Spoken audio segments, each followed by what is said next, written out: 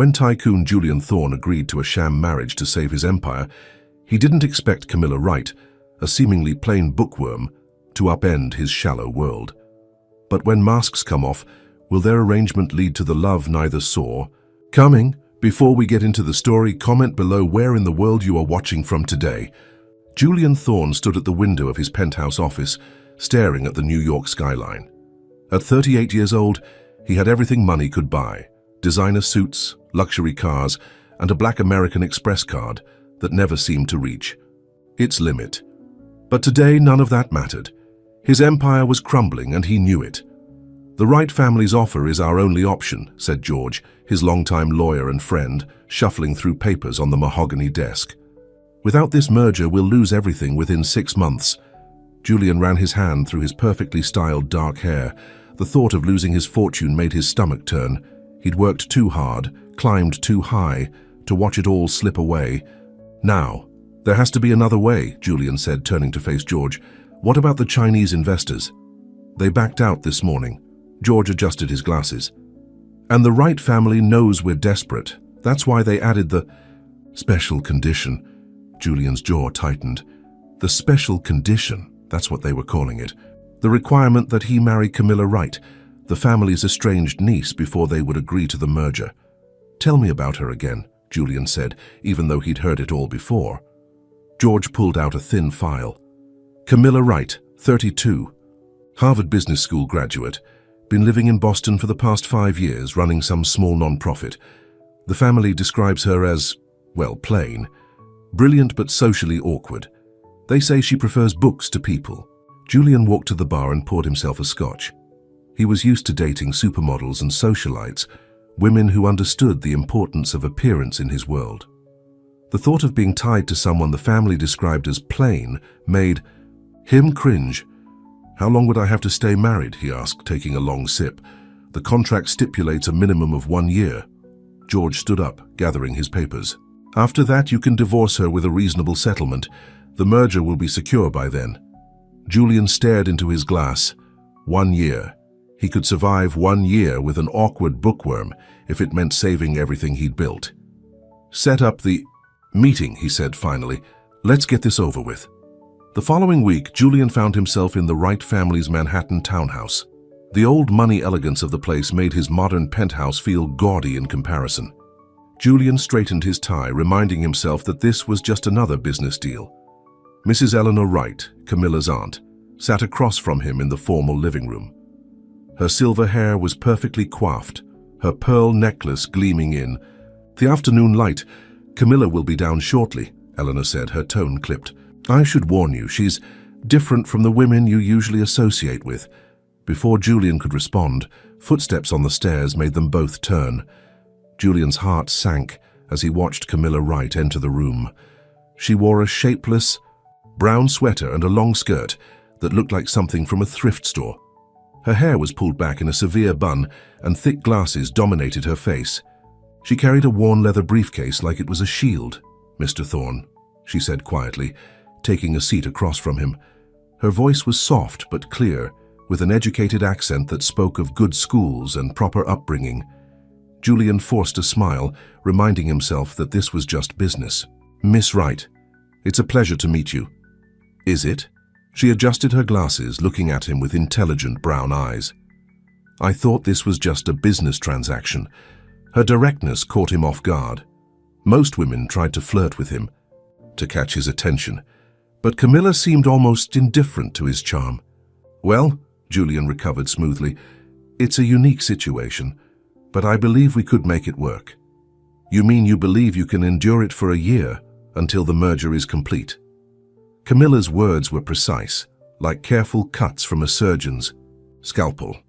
Eleanor cleared her throat. "Camilla, dear, there's no need to be difficult. I'm not being difficult, Aunt Eleanor. I'm being honest." Camilla opened her briefcase and pulled out a stack of papers. "I've reviewed the merger documents and the marriage contract. Everything seems in order." Julian watched her with growing unease. There was something about her calm efficiency that made him feel like he was missing something important. "So you'll agree?" he asked, trying to maintain control of the situation. Camilla looked at him for a long moment, her expression unreadable behind. Those thick glasses. Yes, Mr. Thorne, I'll marry you. The wedding can be arranged for next month. Next month? Julian hadn't expected things to move so quickly. Is that a problem? Camilla raised an eyebrow. I thought you were eager to secure the merger. Julian forced another smile. No problem at all. Next month is perfect. As they worked out the details, Julian couldn't shake the feeling that he was walking into something he didn't fully understand. But he pushed the doubt aside. After all, what could this plain, awkward woman possibly have planned? She should be grateful that someone like him was willing to marry her, even if it was just for show. The next few weeks passed in a blur of lawyers, contracts and wedding preparations. Julian left most of the details to Eleanor, who seemed determined to turn the wedding into a society event. Camilla remained mysteriously absent from most of the planning, citing work commitments in Boston. The night before the wedding, Julian sat in his penthouse nursing a scotch and trying to convince himself he was doing the right thing. His phone buzzed with messages from his usual crowd, models, socialites, all wondering why he was throwing himself away on someone like Camilla Wright. It's just business, he muttered to himself, but the words felt hollow in the empty apartment. Little did Julian know, in a suite at the Plaza Hotel, Camilla Wright was preparing for a transformation that would shake his world to its core. As she looked in the mirror, removing her glasses and letting her hair fall loose around her shoulders, a small smile played on her lips. "Showtime, Mr. Thorne," she whispered to her reflection. "Let's see if you're really as shallow as everyone says." The morning of the wedding arrived with picture-perfect weather, just as Eleanor Wright had ordered. St. Patrick's Cathedral was filled with New York's elite, all eager to witness the strange union between Julian Thorne and the mysterious Camilla Wright. "Are you sure about this?" George asked as he helped Julian with his bow tie in the church's preparation room. "There's something off about this whole situation." Julian checked his reflection in the mirror, adjusting his custom-made tuxedo. "What choice do I have? The merger papers are ready to sign right after the ceremony. By tonight my company will be saved, and you'll be stuck with a wife you can barely look at," George muttered. Julian shrugged. "For 1 year. I can handle anything. For 1 year." In another room of the cathedral, Eleanor Wright fussed over Camilla, who still wore her thick glasses and had her hair pulled back severely. "Darling, please," Eleanor begged. "At least let me do something with your hair for the ceremony." "I'm fine like this, Aunt Eleanor." Camilla sat calmly, already dressed in a simple white gown that did nothing for her figure. "Shouldn't you be greeting the guests?" Eleanor sighed in defeat. "I don't understand you, Camilla. You could be so beautiful if you just tried." "Beauty isn't everything," Camilla replied, but there was something in her voice that Eleanor couldn't quite read. The ceremony itself was brief and formal. Julian managed not to wince when he kissed his bride, though the society photographers would later describe the moment as awkward in their columns. Camilla remained quiet and withdrawn throughout the reception, sitting at the head table and barely touching her food.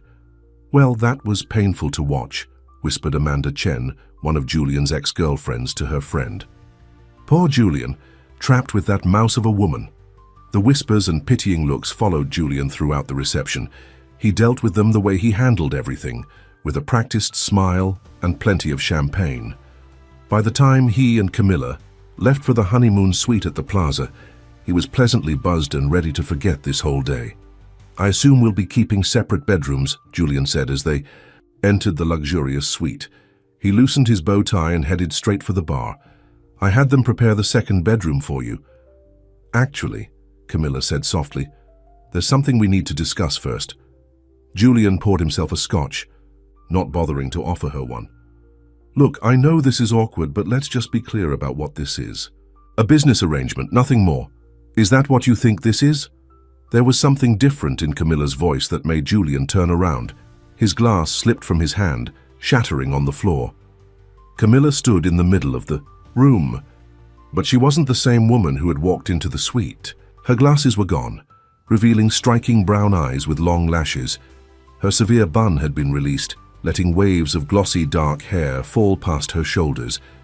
Even her posture was different, confident, almost regal. "What? How?" Julian stammered, unable to form a complete sentence. Surprised?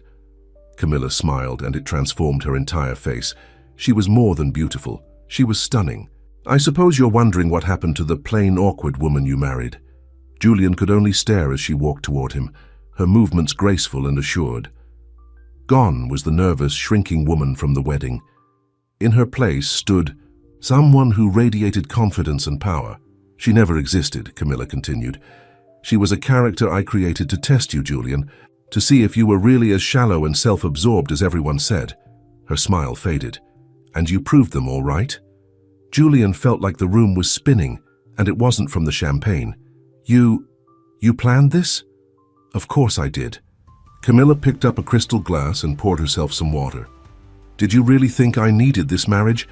I'm worth more than you are, Julian. The right family fortune is mine, not my aunt's. I control the board. The merger? She laughed softly. I could have bought your company outright if I wanted. Julian sank into a chair, his world tilting on its axis. But why? Why go through all this? Because I'm tired of men like you, Camilla said, her voice sharp. Men who think beauty is the only thing that matters. Men who would marry someone they consider beneath them just to save their precious empire. She set down her glass. Well, congratulations, Julian. You got your merger, and you got me. For 1 year, as specified in the contract. The contract? Julian said weakly. I can't believe this. Oh, it gets better. Camilla pulled out a document from her bag. You see, I added a few special clauses that my lawyers slipped into the final version. You'll maintain your position as CEO, but all major decisions must be approved by me. Your salary will be determined by performance metrics that I'll establish. And if you try to divorce me before the year is up, you lose everything. Julian stared at her, really seeing her for the first time. You're incredible. No, Camilla corrected him. I'm exactly who I've always been. A brilliant, capable woman who's tired of being underestimated by men like you. She walked to the second bedroom door. Good night, husband. I suggest you spend some time thinking about how badly you misjudged this situation. The door closed behind her with a soft click, leaving Julian alone with the shattered glass at his feet. A perfect metaphor, he realized, for what had just happened to his carefully constructed world. In the bedroom, Camilla allowed herself a small smile as she heard Julian cursing softly in the other room. Phase 1 of her plan was complete. Now came the real challenge, teaching Julian Thorne that true beauty, true worth, came from something far deeper than appearance. She took out her phone and sent a quick text to her aunt. It's done. He fell for it completely. Eleanor's reply came seconds later. Well played, my dear. Your parents would be proud. Camilla looked in the mirror, seeing not just her outer beauty, but the strength and intelligence that had always been her true assets. Let the games begin, Mr. Thorne, she whispered. Let's see if you can learn to see what really matters. The morning after the wedding, Julian woke up with a pounding headache and the hope that last night had been a dream. But when he walked into the suite's living room, there was Camilla looking stunning in a perfectly tailored business suit, sipping coffee and reading the wall. Street Journal. Good morning, husband, she said without looking up. You might want to hurry, the board meeting starts in an hour. Julian stopped in his tracks. Board meeting? What board meeting? The emergency meeting I called to discuss the new management structure. Now she did look at him, her brown eyes sharp and clear. Did you forget? As your wife and majority shareholder, I have that power now. Julian's head throbbed harder. I need coffee. It's cold, Camilla said as he reached for the pot. You should have gotten up earlier. Julian gritted his teeth and poured the cold coffee anyway. This woman was nothing like the shy, awkward creature he'd thought he married. This Camilla was confident, commanding, and seemed to take pleasure in watching him squirm. You don't have to do this, he said finally. Whatever point you're trying to make. Oh, but I do, Camilla cut him off. And we're going to be late if you don't get dressed. I picked out a suit for you, it's hanging in your closet. Julian wanted to argue, to tell her he could dress himself, but something in her expression made him hold his tongue. 10 minutes later, he had to admit the suit she'd chosen was perfect. Conservative enough for the board, but still flattering to his build. The ride to the office was tense. In the elevator, Julian noticed people staring at Camilla with open admiration. His assistant Janet's jaw actually dropped when they walked in. "Mrs. Thorne," Janet stammered, "you look different. Please call me Camilla," she replied warmly. "And yes, I decided to make some changes after the wedding. Could you bring the quarterly reports to the boardroom?" Janet hurried off, leaving Julian feeling even more off balance. This was his office, his domain, but suddenly everyone was looking to Camilla for direction. The boardroom was already full when they arrived. Julian recognized all the faces, his board members, key investors, and was that Michael Chen, his biggest competitor? "What is he doing here?" Julian hissed at Camilla. "Mr. Chen is considering a substantial investment in our company," Camilla replied calmly. "Please, everyone, let's begin." For the next 2 hours, Julian watched in a mixture of horror and amazement as Camilla took control of the meeting. She knew every number, every projection, every weakness in their current strategy. She proposed a complete restructuring that would not only save his company, but potentially double its value within a year. "Mrs. Thorne's proposal is impressive," Michael Chen said, looking at Camilla with obvious respect. "I'd be very interested in moving forward with the investment." "Wonderful," Camilla smiled. "Julian and I will review the details and have our legal team draw up the paperwork." After the meeting, Julian followed Camilla into his office, or what used to be his office. She was already sitting behind his desk. "You can use the desk by the window," she said, not looking up from her laptop. "I had IT set up your new computer there." "This is ridiculous," Julian exploded. "You can't just come in here and take over everything." "Actually, I can." Camilla finally looked at him. "And I have. But Julian, this isn't about punishing you. This is about showing you what you've been missing all these years." "What are you talking about?" "You've been so focused on appearances, on playing the role of the successful businessman, that you've missed countless opportunities." She stood up and walked around the desk. "Do you know why Michael Chen came today? Because for years he's wanted to collaborate with you, but your ego got in the way. You saw him as competition when he could have been an ally." Julian felt his anger deflating, replaced by a nagging sense that she might be right. "So what now? You're going to keep making me look like a fool?" "No," Camilla said softly. "I'm going to teach you how to be the kind of man who deserves his success. Starting with lunch." "Lunch?" "Yes. We're going to the homeless shelter where I volunteer. They're opening a new job training program, and since we're going to be hiring entry-level positions for the expansion, I thought we could start there." Julian stared at her. "You want me to hire homeless people?" "I want you to meet them," Camilla corrected, "to see them as people with potential, not just charity cases, the same way I want you to see me as more than just a beautiful face or a plain one. Something in her voice made Julian look at her more closely. Behind the confidence and control, he saw something else, a hint of vulnerability perhaps, a hope that he might actually understand. "Fine," he said finally. "Let's go to lunch." The homeless shelter was nothing like Julian expected. Instead of a dark, depressing place, it was bright and clean with classrooms and a computer lab. Camilla seemed to know everyone by name. "Miss Camilla!" A young woman rushed up to hug her. "I got the job at that tech company you recommended." "That's wonderful, Sarah," Camilla beamed. "Julian, this is Sarah. She taught herself coding while staying here at the shelter. She's exactly the kind of talent our company needs." Throughout lunch, Julian watched as Camilla moved through the shelter, offering encouragement here, practical advice there. These people didn't see her as a wealthy heiress or a beautiful woman. They saw her as someone who cared, who helped, who made a difference. Back in the car, Julian was unusually quiet. "Penny for your thoughts," Camilla said. "You're different than I thought," he admitted. "Not just in how you look, but everything." "Maybe you're just starting to really look," she replied. "By the way, we're having dinner with your sister. Tonight. Rachel, but she lives in Chicago. I flew her in. She's been trying to talk to you about her new medical research project for months, but you've been too busy with your society events to listen." Camilla checked her phone. "She'll be at the house at 7. Don't be late." As they drove back to the office, Julian found himself stealing glances at his new wife. She was beautiful, yes, but it was more than that. She had a presence, a way of seeing through people's facades to what lay beneath, including his. Stop staring, she said, but there was a hint of a smile on her lips. You have work to do. Those proposals won't review themselves. Julian turned to look out the window, hiding his own small smile. Maybe, just maybe, this year wouldn't be quite what he expected. Julian hadn't seen his sister Rachel in over a year. Standing in his penthouse living room, waiting for her to arrive, he felt oddly nervous.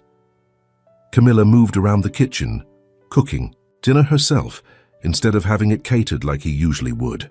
You don't have to cook, Julian said, watching her chop vegetables with expert precision. We could have ordered from that French place Rachel likes. Some things are better when they come from the heart, Camilla replied. Besides, your sister needs more than just a fancy meal. She needs her brother back. Before Julian could respond, the doorbell rang. Rachel stood there, looking thinner than he remembered. Her dark hair had streaks of grey she hadn't bothered to colour, and her eyes looked tired behind her glasses. Hello, stranger, Rachel said, giving him an awkward hug. Nice of you to finally make time for family. Julian winced at her tone. Rach, I've been busy. He's been properly chastised for that, Camilla called from the kitchen. Come in, Rachel, dinner's almost ready. Rachel's eyes widened when she saw Camilla. Like everyone else, she'd attended the wedding expecting to see the plain, awkward woman Julian had described. You're not what I expected. I get that a lot lately, Camilla smiled. Please sit. Tell us about your research while I finish. Up here. Over homemade lasagna, Rachel began talking about her work. Research into a rare genetic disorder that primarily affected children. Julian had always supported her financially, sending checks without really listening to the details. But now, with Camilla asking thoughtful questions, he found himself actually paying attention. The problem is, Rachel was saying, the big pharmaceutical companies won't fund the research because the patient population is too small. They don't see enough profit potential. But you've already identified a promising treatment pathway? Camilla asked, refilling Rachel's wineglass. Yes, but without proper funding. Rachel shrugged, the gesture heavy with defeat. What if we funded it? Julian said suddenly, surprising himself as much as Rachel. What? Thorn Enterprises. We could set up a medical research division. You could run it. The idea took hold as he spoke. We've been looking to diversify anyway, and with the merger... Julian, Rachel interrupted, are you serious? Because if you're just saying this to sound good in front of your new wife... He's serious, Camilla said firmly, and it's a brilliant idea. We can discuss the details with the board tomorrow. Rachel's eyes filled with tears. I don't understand. When did you start caring about anything? Besides money? The question hit Julian like a slap. I've always cared, Rach, I just forgot how to show it. After Rachel left, promising to send over her research proposals the next day, Julian found Camilla in their home office, already working on preliminary paperwork for the new division. Thank you, he said quietly. For what? For helping me see what I've been missing. Rachel's work. It's important. I should have paid attention sooner. Camilla looked up at him, her expression softening. There's a lot you've been missing, Julian, but you're starting to look in the right places. The moment was interrupted by both their phones buzzing simultaneously. It was an emergency alert from the office. Someone had leaked sensitive information about their merger to the press, and their stock was already dropping in after hours trading. Get dressed, Camilla said, already reaching for her jacket. We need to get to the office. The next few hours were chaos.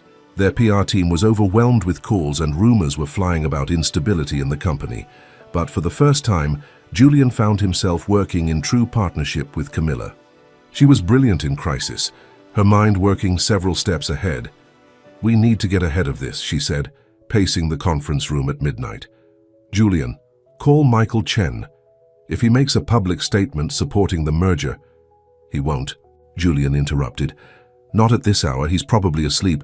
Try anyway. There was something in her voice that made him reach for his phone without arguing. To his surprise, Michael answered on the second ring. Julian?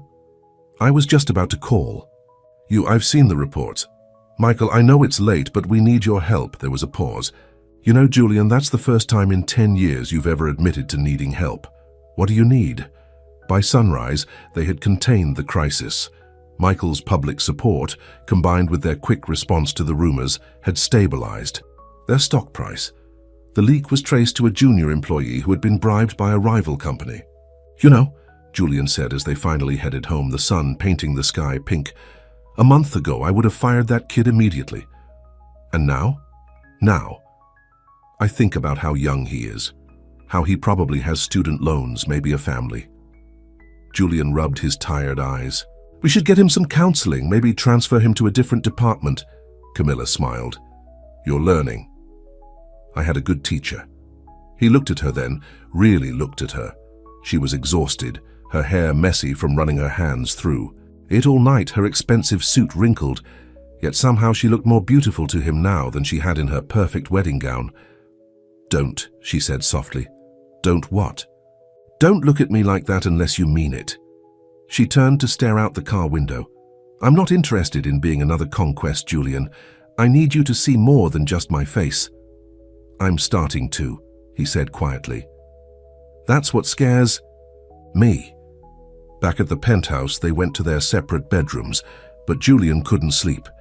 He kept thinking about Rachel, about the young employee who'd made a mistake, about all the times he'd judged people based on what they could do for him, rather than who they were. His phone buzzed with a text from Rachel. "Thank you for listening tonight." "Really listening? I've missed my brother." Julian stared at the message for a long time. Finally, he typed back, "I've missed you too. Lunch tomorrow? Just us." Her response came immediately. "Yes? And Julian? I like her. She's good for you." Julian smiled, setting down his phone. Maybe she was. Maybe this arrangement wasn't quite what he'd thought it would be. And maybe, just maybe, that was exactly what he needed. The annual Thorn Enterprises Charity Gala was the biggest social event of the season. In previous years, Julian had used it as an excuse to show off whatever stunning model he was dating at the time.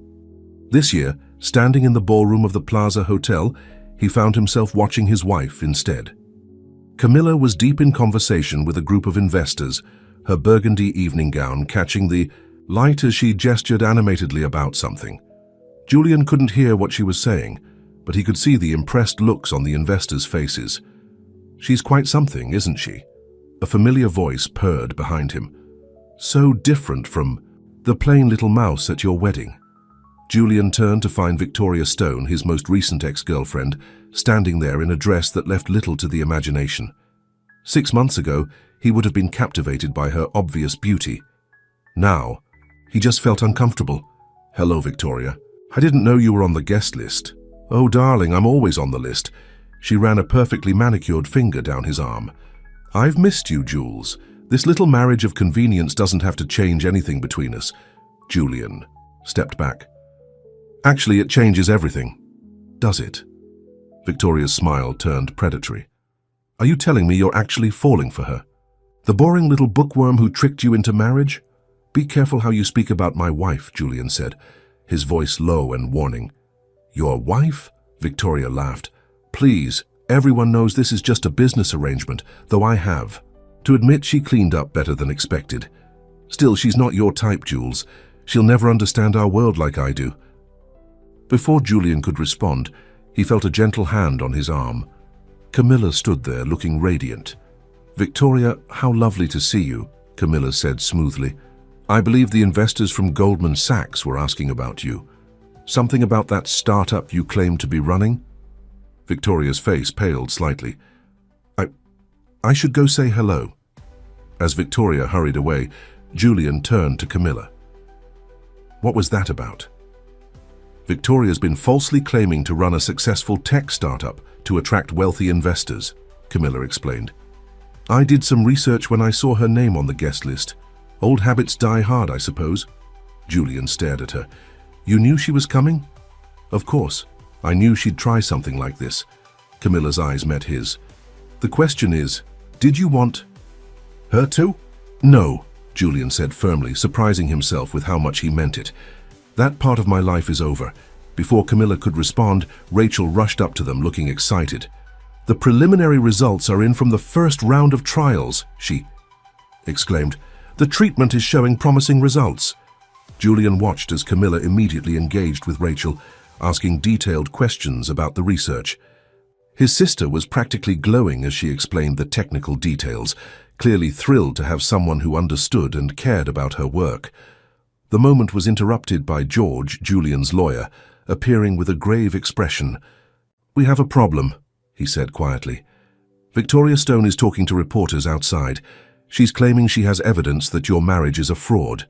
Julian felt his stomach drop, but Camilla remained calm. "Let her talk," she said. "Julian, would you like to dance?" "Dance now?" "Yes, now." She took his hand and led him to the dance floor just as the band started playing a slow song. "Let them see us together. Let them see this isn't a fraud."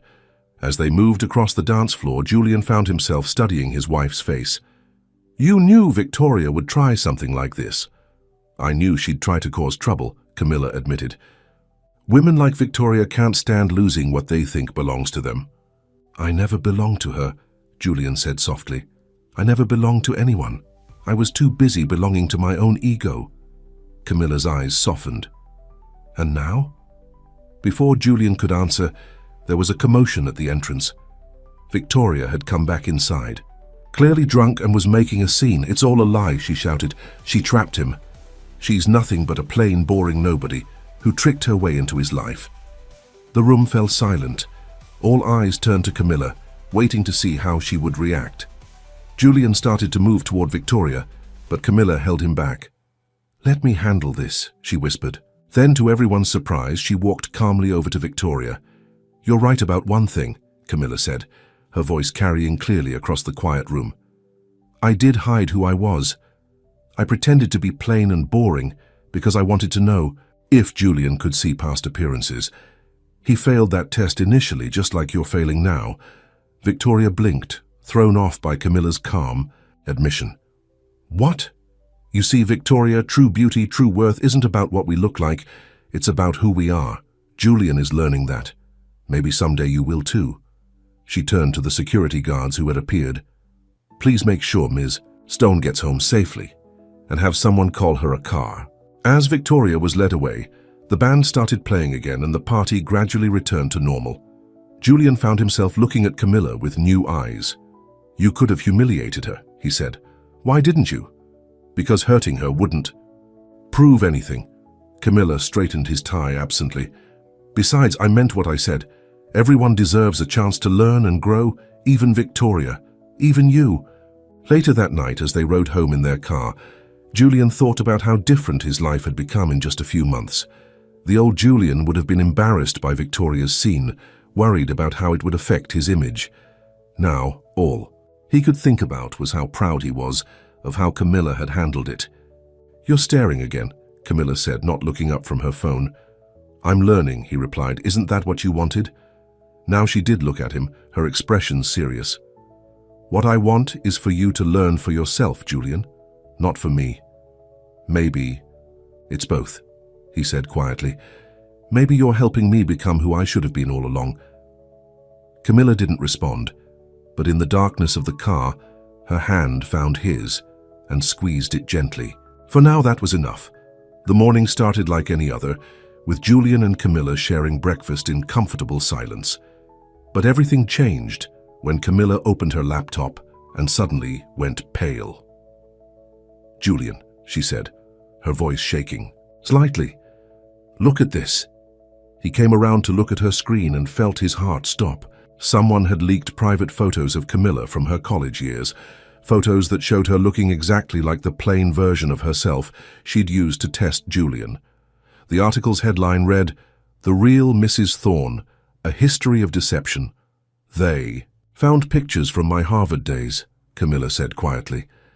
"Back when I really did dress that way, when I was too focused on my studies to care about appearances." Julian scrolled through the article, his anger growing.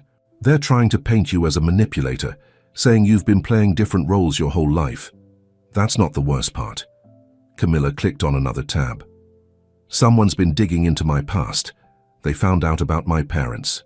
Julian knew very little about Camilla's parents, only that they had died when she was young. She never talked about them. "My father," Camilla's voice was barely a whisper. He killed himself after his company went bankrupt. My mother died 6 months later. They said it was a heart attack, but everyone knew she died of grief. I was 14. Camilla..." Julian reached for her, but she stood up abruptly. "The article suggests I married you for revenge, that because a wealthy man's pride destroyed my family, I wanted to destroy another wealthy man's pride." She laughed, but it sounded more like a sob. "Maybe they're right. Maybe that's exactly what I did." "No," Julian said firmly. "That's not what this is, isn't it?" She turned to face him, and for the first time he saw real fear in her eyes. "I did manipulate you, Julian. I played on your vanity, your pride. I'm no better than—" "Stop." Julian crossed the room and took her hands in his. "Yes, you tested me. Yes, I failed. But everything that's happened since then, that's been real." Before she could respond, both their phones started buzzing. The stock was plummeting as investors reacted to the scandal. Board members were calling for an emergency meeting. "We have to go," Camilla said, pulling away and wiping her eyes. "We need to handle this." But when they arrived at the office, they found an even bigger crisis waiting. Victoria Stone was on every major business news channel, claiming she had proof that Thorne Enterprises had been cooking its books for years, long before Camilla arrived. "This is impossible," Julian said as they watched the coverage. "It's not impossible," George interrupted, rushing into the office. "Julian, we found something, the accounting irregularities. They go back 3 years. But I didn't authorize any of this." "No," George said grimly, "but your CFO did. David Morris has been manipulating the numbers, hiding losses, inflating profits. And now he's disappeared." Julian felt like the floor was dropping out from under him. David had been his CFO for 5 years, a man he trusted completely. How had he not seen this? "The SEC will be here within hours," George continued. "They'll want to look at everything." Julian looked at Camilla, expecting to see disappointment or anger. Instead, she was already on her phone. "Michael," she said when Chen answered, "we need your help." "Yes, again, but this time it's different." She put the phone on speaker. "I'm listening," Michael said. For the next hour, they worked out a plan. Michael's company would provide an emergency loan to stabilize the stock. Rachel's medical research division, which was showing promising results, would be spun off into a separate company to protect it from the fallout. "But what about the SEC?" George asked. "Even if we can prove Julian wasn't involved, we tell them everything," Julian said suddenly. Everyone turned to look at him. "We open our books completely. We show them we're cooperating fully and—" He took a deep breath. "I step down as CEO until the investigation is complete." "Julian, no," Camilla protested. "We can fight this." "You're the one who taught me that sometimes strength means admitting when you're wrong," he said. "I may not have known what David was doing, but he did it under my watch. I was too focused on appearances, on looking successful to see what was happening in my own company." Camilla studied him for a long moment, then nodded. "Okay, but we do this together." The next few weeks were brutal. The press was relentless, digging into both the financial scandal and Camilla's past. But something unexpected happened. The more people learned about Camilla's real story, about her loss and her resilience, the more public opinion shifted in their favor. The young employees from the homeless shelter program came forward, telling stories about how Camilla had changed their lives. Rachel gave interviews about the medical research division, emphasizing how Julian and Camilla's support was helping children with rare diseases. One evening, after another long day of meetings with investigators, Julian found Camilla in their home office looking at old photos of her parents. "They would have liked you," she said softly as he sat beside her.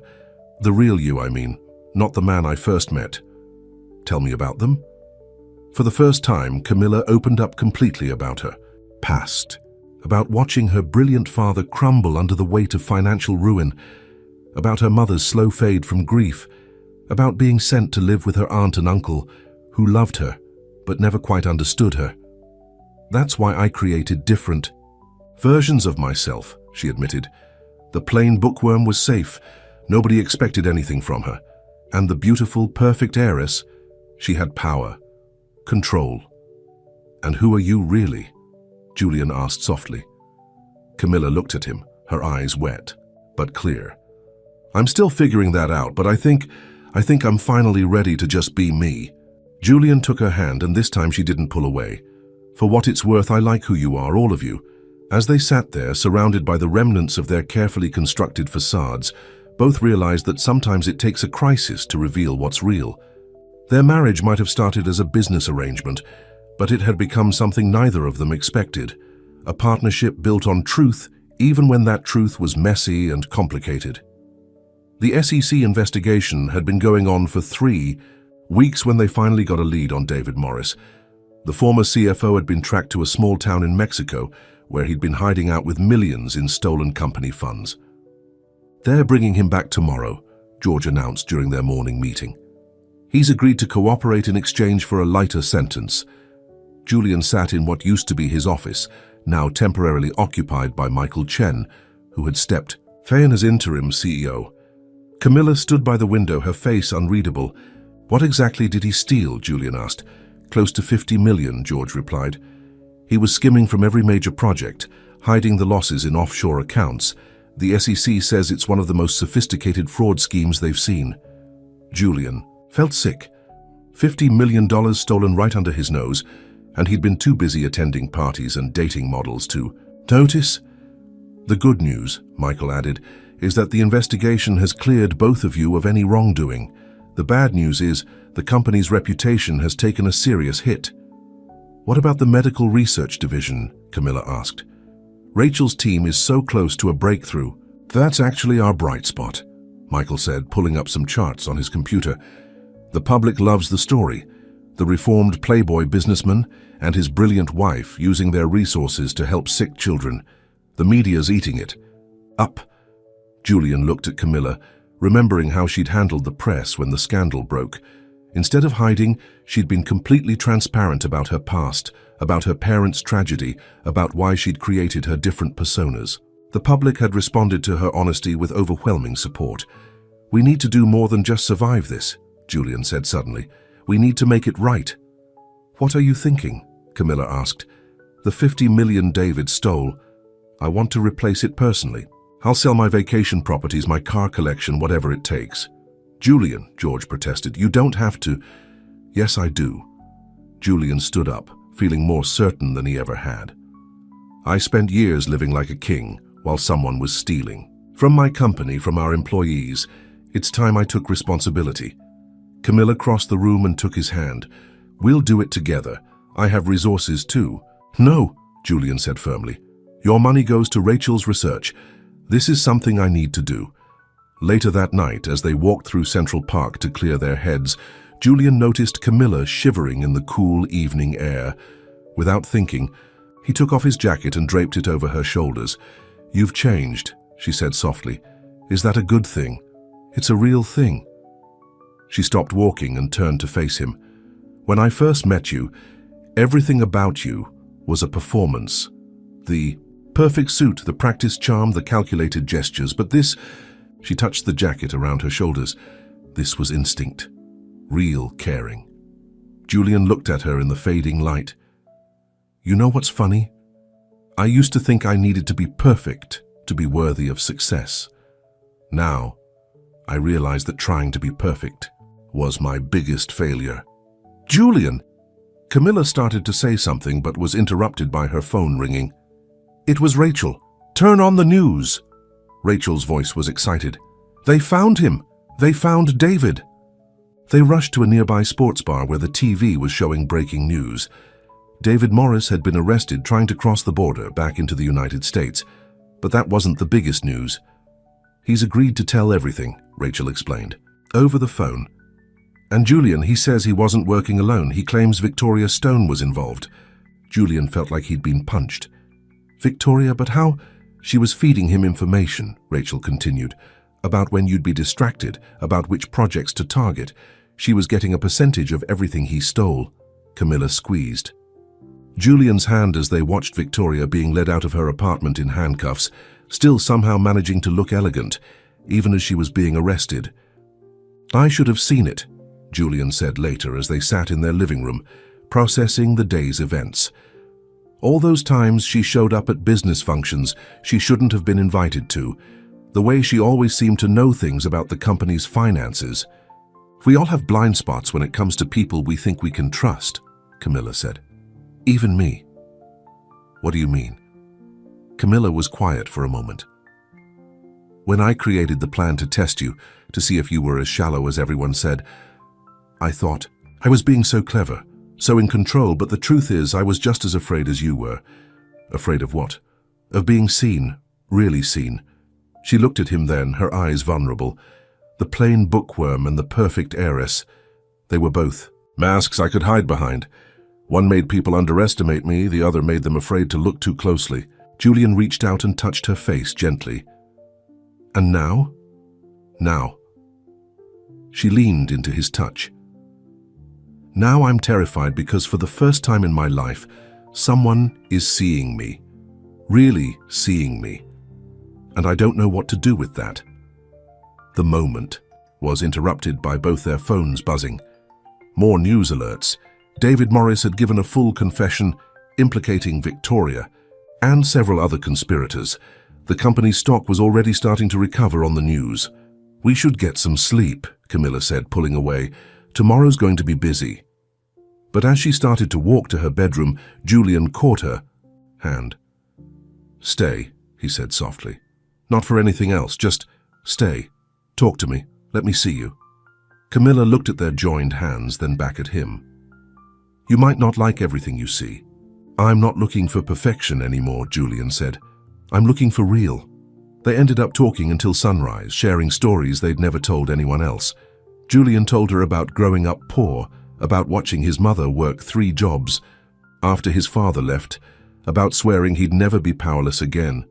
Camilla told him about the years after her parents died, about losing herself in books because they were safer than people, about learning to use beauty as armor. As the first light of dawn crept into the room, they fell asleep on the couch, still holding hands, and for the first time since their marriage began, both of them slept without masks, without pretense, without fear of being seen. The morning headlines were full of Victoria Stone's confession. She'd appeared in court looking nothing like the glamorous socialite everyone remembered. Her designer clothes were replaced by a simple blue suit, her perfect makeup gone. I did it because I thought I deserved it, Victoria told the judge. Julian Thorne had everything, and I convinced myself I was entitled to a piece of it. I was wrong. Julian watched the coverage on his office TV, feeling strangely empty. 6 months ago, Victoria had been someone he thought he knew. Now she was just another reminder of his old life, of the person he used to be. You don't have to watch this, Camilla said from the doorway. She'd been giving him space lately, ever since their night of revelations. Actually, I do. Julian turned off the TV. I need to remember how easy it is to be fooled when you're only looking at the surface. The past week had been a whirlwind. David Morris's confession had led to the arrest of 3 other executives involved in the fraud. The stolen money had been traced to accounts in the Cayman Islands, and through it all Julian had been working tirelessly to make things right. The sale of your Ferrari collection went through, George announced, walking in with a stack of papers. And the house in the Hamptons sold above asking price. Julian nodded. He'd sold everything that represented his old lifestyle, the cars, the vacation homes, even his designer wardrobe. Every penny went to replacing the stolen funds and setting up a compensation fund for employees who'd been affected by the fraud. You know, Camilla said after George left, most men would be devastated to lose all their toys. They're just things, Julian replied. I'm more interested in building something real. Their eyes met, and the air between them crackled with unspoken feelings. Since that night of honest conversation, something had shifted between them. The pretense of their arranged marriage had fallen away, replaced by something neither of them had expected, genuine connection. Rachel called, Camilla said, breaking the moment. The first round of clinical trials is complete. The results... Julian, they're better than we hoped. Julian felt a smile spread across his face, a real one, not the practiced charm he used to rely on. Tell me. 80% of the children showed significant improvement. The FDA is fast-tracking approval. Camilla's eyes were bright with excitement. Your sister did it. She actually did it. We did it, Julian corrected her. None of this would have happened without you. Or you, Camilla said softly. You're the one who suggested funding her research. Only because you helped me see what really mattered. Julian stood up and walked to the window. It's strange. I used to think success meant having the biggest house, the fastest car, the most beautiful woman on my arm. Now what? Now I measure success by the lives we can change, by the truth we can face. He turned to look at her, by the real connections we make. Before Camilla could respond, their assistant Janet burst in. You need to see this, she said, handing them a tablet. On the screen was a gossip website with a huge headline, Arranged Marriage Turns Real, Inside the True. Love story of Julian and Camilla. Thorne. Someone had captured photos of them in the park the other night, walking and talking intimately.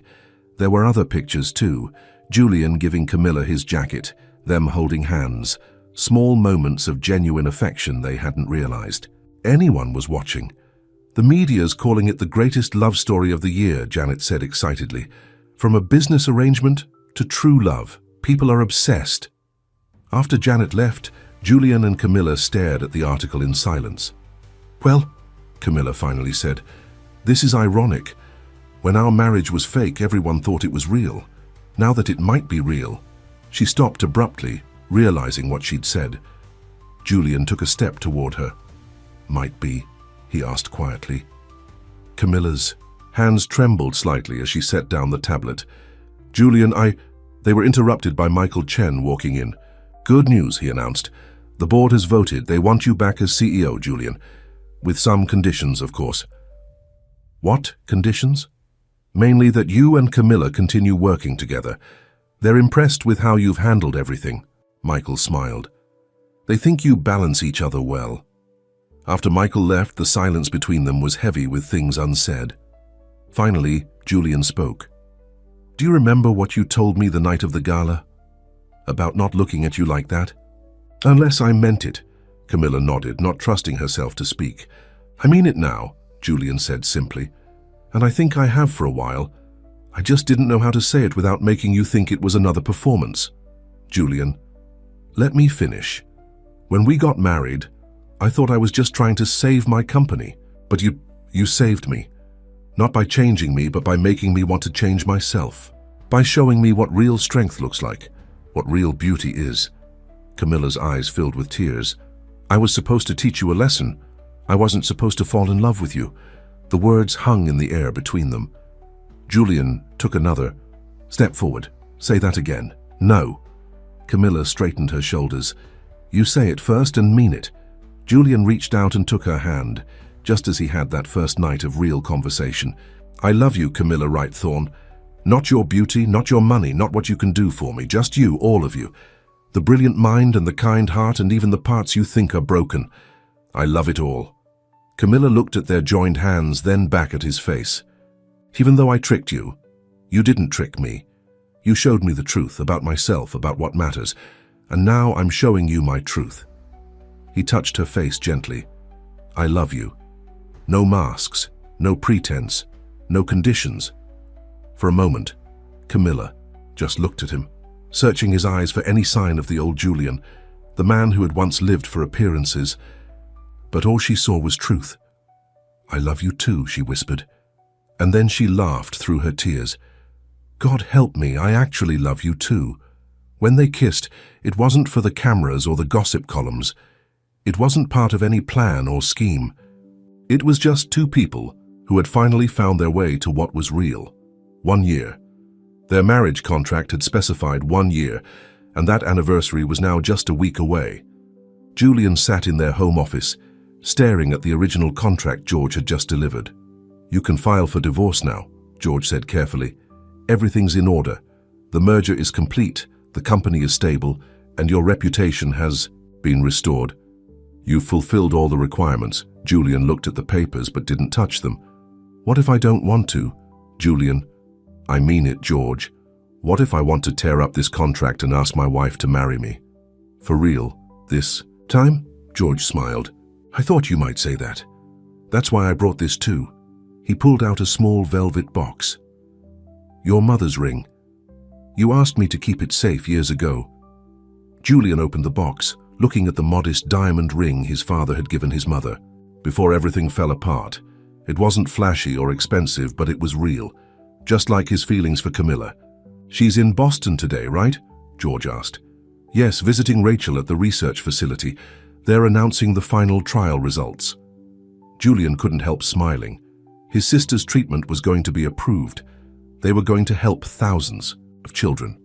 Then you have time to plan something special, but before Julian could respond, his phone rang. It was Rachel, and she was crying. Julian, there's been an accident. Camilla, she's hurt. The world seemed to stop. What happened? A driver ran a red light. She was crossing the street to get to the facility. Rachel's voice broke. They've taken her to Mass General. It's bad, Julian. You need to get here. The next hour was a blur. Julian's private jet was ready in 20 minutes. The whole flight to Boston, he kept remembering their last conversation that morning. When I get back, Camilla had said, kissing him goodbye, we need to talk about something important. About the contract, he'd asked. She'd given him that mysterious smile he'd grown to love. About our future. Now, rushing through the hospital corridors with Rachel, Julian was terrified. That future might be slipping away. She's in surgery, Rachel explained. The doctors are doing everything they can. In the waiting room, Julian found Camilla's Aunt Eleanor already there. The older woman looked up with tear-stained eyes. She was coming to tell you in person, Eleanor said. She didn't want to do it over the phone. Tell me what? Eleanor reached into her bag and pulled out an envelope. Inside was a letter dated 3 months ago, from a fertility clinic. She wanted a family with you, Eleanor said softly. She was going through treatments, She wanted it to be a surprise. Julian felt his knees give out as he sank into a chair. All this time, while they'd been falling in love, Camilla had been dreaming of their future, wanting to build a family with him. Hours passed. Rachel and Eleanor took turns getting coffee. Julian just sat there, holding his mother's ring in one hand and Camilla's fertility clinic letter in the other. Finally, a doctor appeared. Mrs. Thorne is out of surgery. She's stable, but what?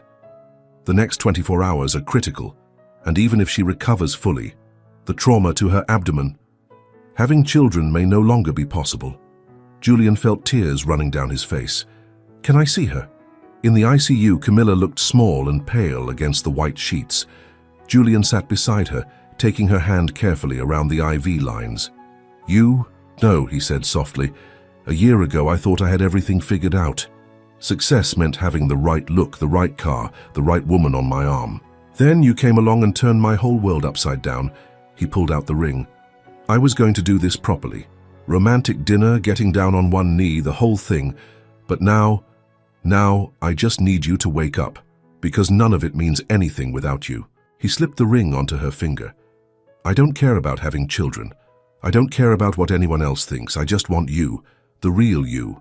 The brilliant, complicated, amazing woman who taught me what love really means. A slight pressure on his hand made him look up. Camilla's eyes were open, just barely. That's good, she whispered, her voice hoarse. Because you're stuck with me. Camilla! Julian hit the call button for the nurse. Don't try to talk, you're in the hospital. I know. Her eyes found the ring on her finger. Is this what I think it is? Yes. And before you ask, yes, I mean, it more than I've ever meant anything in my life. A tear slipped down her cheek. The doctors, they told you about... It doesn't matter, Julian said firmly. We can adopt, or not. As long as I have you, the rest is just details. The nurse came in then, followed by doctors and machines and tests. But through it all, Camilla kept hold of Julian's hand. Later, when they were alone again, Camilla said softly, I was going to tell you about the fertility treatments. I wanted to surprise you. You surprise me every day, Julian replied. Just by being you, by loving me despite knowing exactly who I used to be, and who you are now. Her voice was getting stronger. Her man who sold all his possessions to make things right, who funds medical research instead of buying sports cars, who looks at his plain, awkward wife and sees something beautiful. You were never plain, Julian said. I was just too blind to see how extraordinary you are." Camilla looked at the ring again. "Your mother's?" "Yes. Is that okay? We can get another one if it's perfect." She smiled. "It's real." A week later, they left the hospital together. The media was waiting outside, eager for pictures of the couple, whose love story had captivated the public. But Julian and Camilla barely noticed them. They were too busy planning their future. A real wedding this time, with no hidden agendas or tests. Just two people who had found their way to true love, through the most unlikely of arrangements. "You know," Camilla said as they drove home, "I never did sign those divorce papers." Julian smiled. "Neither did I. Some contracts are meant to be broken." "And some arrangements," Camilla said, squeezing his hand, "turn out to be real after all." 6 months after the accident, Julian and Camilla stood once again in St. Patrick's Cathedral. But this time, everything was different. "Are you sure you want to do this?"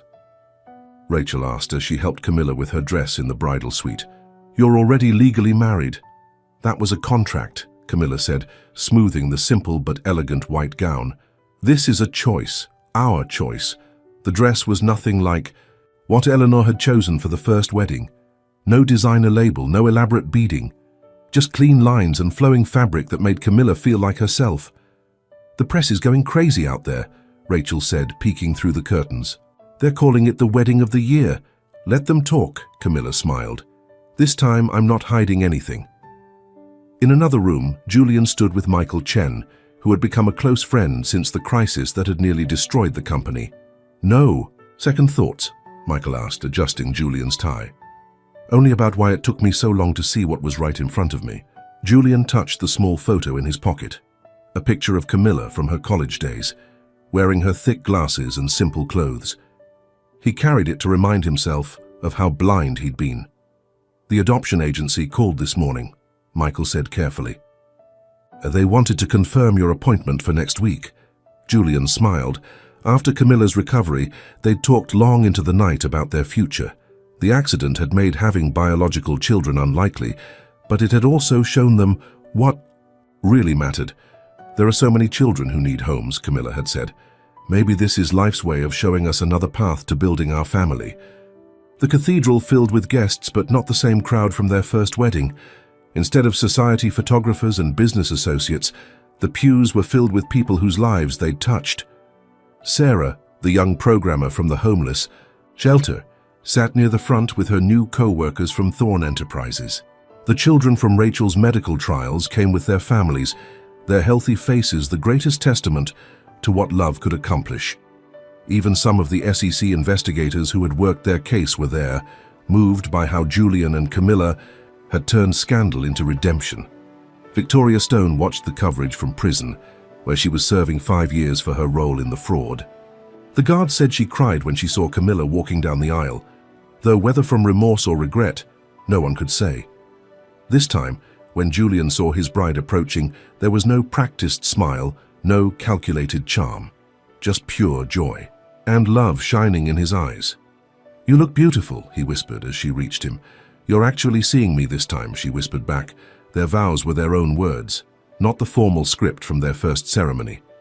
"1 year ago," Julian began, his voice carrying through the hushed cathedral, "I thought I was entering a business arrangement. I was arrogant, shallow, and blind to what really mattered.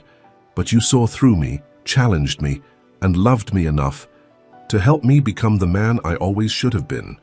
Tears sparkled in Camilla's eyes as she spoke her vows. "I came to you wearing a mask, thinking I would teach you a lesson about appearances.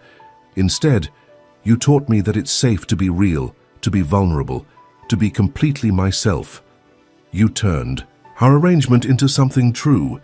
When they kissed, the applause was deafening, but neither of them heard it, too lost in their own private joy. The reception was held not at a fancy hotel, but in the garden of the Children's Hospital, where Rachel's research had changed so many lives. Children ran between the tables, their laughter a reminder of hope and new beginnings. "I have something for you," Julian said quietly, leading Camilla to a quiet corner of the garden. He handed her an envelope. Inside was a deed to a modest brownstone in the city, nothing like his old penthouse or the mansion they could afford. It's where my mother raised us after my father left, he explained. I bought it back last week. I thought maybe it could be where we start our family, a real home, not just a showpiece. Camilla touched his face gently. When did you become so perfect? I'm not perfect, Julian smiled. I'm just finally being real. Later that night, as they danced under the stars, Eleanor watched them with tears in her eyes. Your parents would be so proud, she told Camilla. Not because of his money or status, but because of who he's become. Who you've both become. The evening ended with one final surprise. Rachel took the microphone to announce that the FDA had given final approval to her treatment. The research facility would be renamed the Wright-Thorne Children's Research Center, dedicated to helping families who couldn't afford expensive medical care. See, Camilla said as they slow danced to the last song, some business arrangements do have happy endings. This isn't an ending, Julian replied, holding her close. It's a beginning, our real beginning. As the stars twinkled above them, Julian and Camilla held each other, no longer the people they had pretended to be, but the people they had always been meant to become. Their love story hadn't followed the usual path, but that had made it all the more precious. Back in Julian's office, framed on the wall, hung two photographs side by side. One showed Camilla in her college days, plain and serious behind her thick glasses. The other showed her as she was now, confidently beautiful and real. Between them was a simple quote that Julian had chosen. What is essential is invisible to the eye. Love sees with the heart. And in the end, that was what their story had really been about. Learning to see with their hearts, finding truth behind appearances, and discovering that the greatest arrangements in life are the ones that lead us to who we're meant to be. The end.